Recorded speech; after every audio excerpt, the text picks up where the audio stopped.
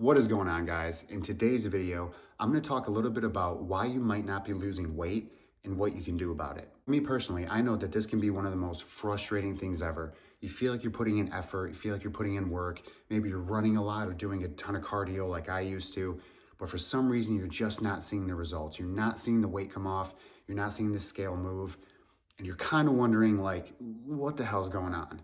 So let's get right into it. The truth about why weight loss can suck sometimes, why it can seem impossible, why it seems like it's just not working for you. So, in the whole big picture of weight loss and weight gain, it all comes down to energy balance in the body. All right, if we have not enough energy going out and too much coming in, that's going to be weight gain, right? If we have a lot of energy going out and then not as much coming in, we're going to lose weight. So it's all about energy balance. Our body is burning energy all day long, right? Just to circulate blood and repair tissues and digestion and pretty much everything that we do, like every second of every day, our body's burning energy. And this is where like metabolism comes into play. All right, metabolism is one of the biggest factors of how much energy your body burns throughout the day. And that can differ from person to person. And there's also a genetic component too. Your genetics can have a role in whether you have a faster or a slower metabolism. So getting back to weight loss, the biggest reason of why you're not losing weight is because you're not in an energy deficit, meaning more energy going out than is coming in. So why you're not in an energy deficit and how to get in one. So first and foremost, I mean, the biggest reason of why you're not in an energy deficit is because there's too much energy coming in. Too much energy coming in, not enough going out. So on the energy coming in side, the main thing that's going to cause this, right, are calorie dense foods and beverages. All right, foods and drinks that are packed with calories, but then don't provide really any nutrients. They don't really fill us up, and they might even increase our cravings later on in the day, causing us to, want to eat more. So these calorie dense foods, right, they're typically your junk food, your, processed food, your empty calorie, sneaky calorie kind of foods like sugary beverages is a big one that people might kind of not realize if they're drinking, their coffee or whatever.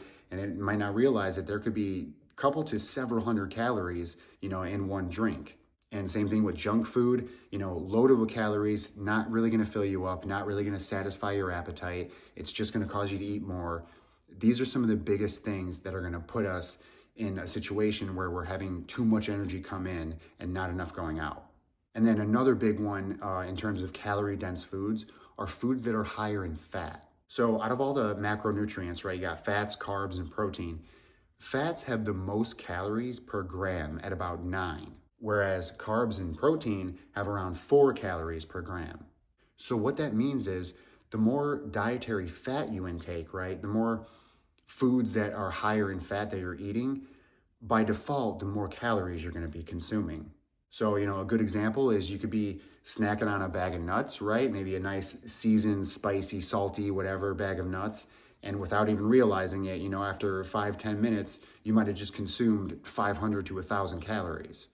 Yet you're not really full and you might even be craving more. So that's kind of the biggest thing to watch out for in terms of too much energy coming in, right? Are those calorie dense foods.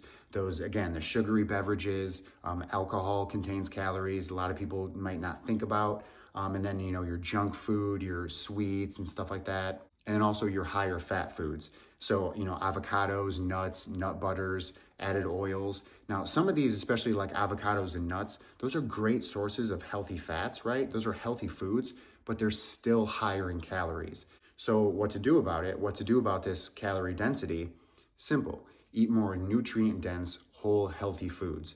These are foods like fruits and vegetables, whole grains like oatmeal and quinoa and brown rice, leafy greens, beans, lentils, sweet potatoes. Like these kind of foods are packed with nutrients and vitamins and minerals and fiber that really help to fill us up on fewer calories.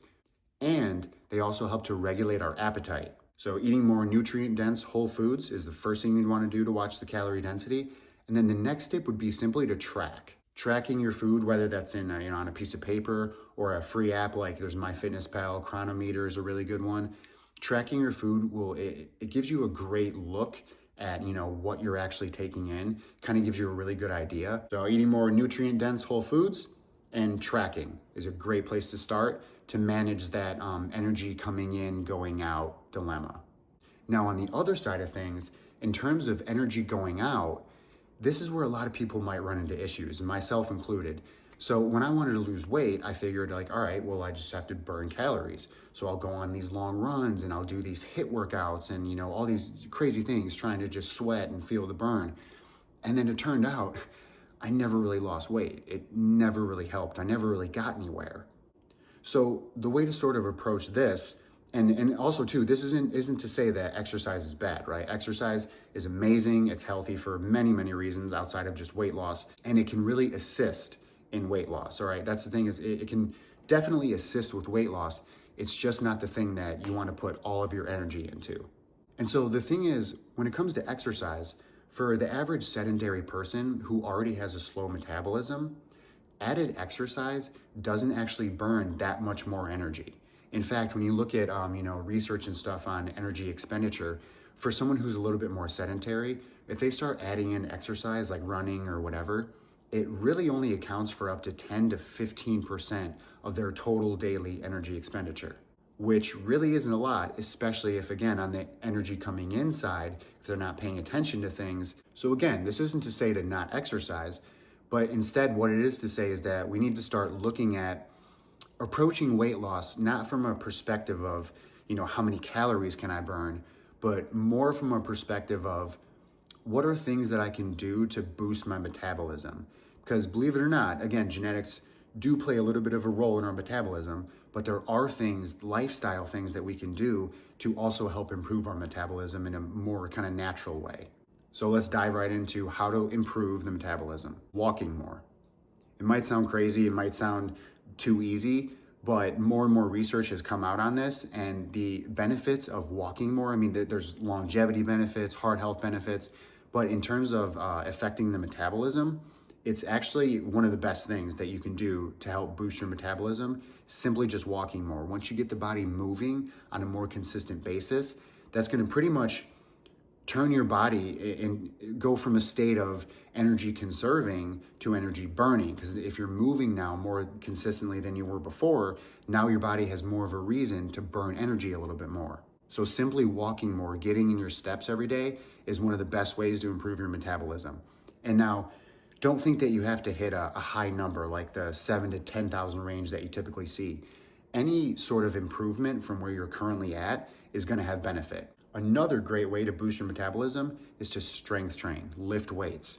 When we lift weights, we're tearing up muscle fibers, right? We're putting more energy demands on the body. So what that does over time is it pretty much tells the metabolism it has to work a little bit more to help repair tissues and keep up with those energy demands. So lifting weights, building muscle, building strength is one of the next best ways to boost your metabolism. And then a third way to help boost your metabolism is kind of like what I said earlier, eat more nutrient-dense, whole, healthy foods. And again, the main reason being is these foods are great at helping to regulate our appetite. They can fill us up and not make us, ravenous and hungry for more junk food later on. And over time, when you're eating these healthy foods and having better regulation and control over your appetite, your metabolism is just gonna improve from there. So again, to reiterate, if you wanna lose weight on the energy going outside, don't focus on, how many calories you're burning and how intense you have to work out. Focus on building those habits I mentioned into your lifestyle, getting more daily steps, lifting weights, building some muscle, resistance training, and eating more nutrient-dense whole foods. And then with the energy coming inside of things, be sure to watch out for those calorie-dense foods, those sneaky calories, empty calories, and try to focus again more on those whole nutrient-dense foods. Try to hit your fiber at least 25 to 30 grams a day. Make sure you're hitting your protein, all that good stuff. So I hope that was helpful. That's it for this video. Thank you for watching. If you want to see more, like, subscribe. You can check out my website, lainenelsonfitness.com. I have a free blog on there. You can sign up for my email list, and you can check out my coaching page. So with that, I'll see you guys in the next video.